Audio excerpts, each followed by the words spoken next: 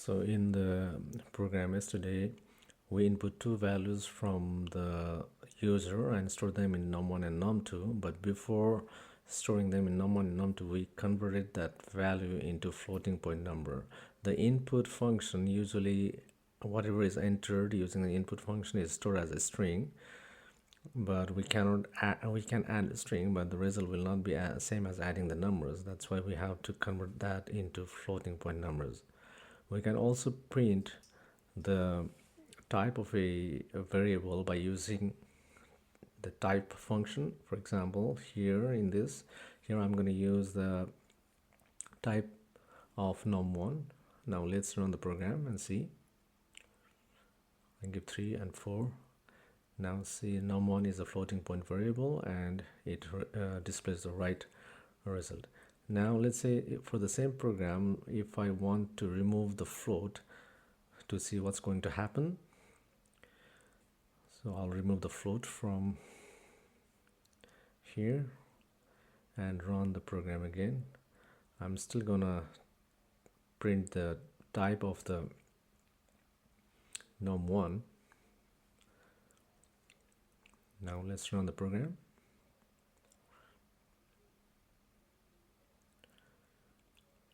So let's see, if I give input as 5 and 6, the output will be like this, 5 6, and you can see the num1 is stored as a string number. So that's why if we have to convert a variable of one type to another type, we have to use typecasting.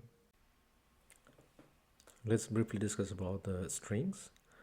Strings can be surrounded by a single quotation mark or double quotation mark. You can use a quotation mark inside a string as long as it doesn't match the surrounding codes. Multiple lines can be assigned to a variable by using 3 quotation marks. Strings can be considered as an array of characters, and each element of the string can be accessed using square brackets. The first element is always considered as the 0.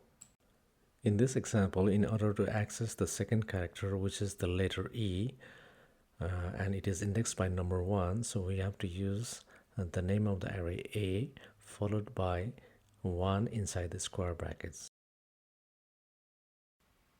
A string function len can be used to find the length of a string.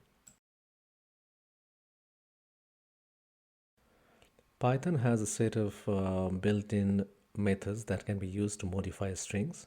For example, upper method returns the string in uppercase. Similarly, lower method returns the string in lowercase. In Python, negative index is allowed. -1 is the last element.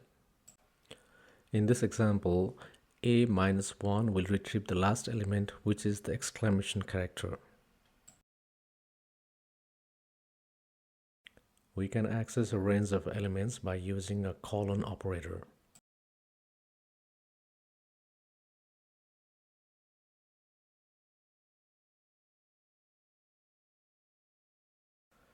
Negative index can also be used. Just remember that the last element is represented by a -1.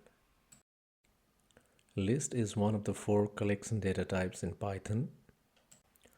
The items in the list are ordered, they are changeable, and they can allow duplicate values. Similar to strings, the items are indexed. The first item has an index of 0, the second item has an index of 1, and so on. They are also negatively indexed. The last item has an index of -1.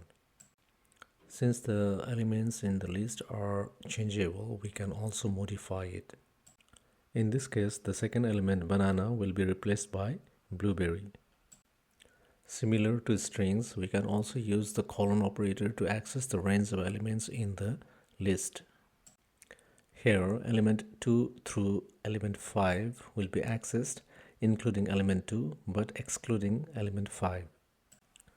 In the next lecture, we're going to talk about the remaining collection types: tuple, set, and dictionary.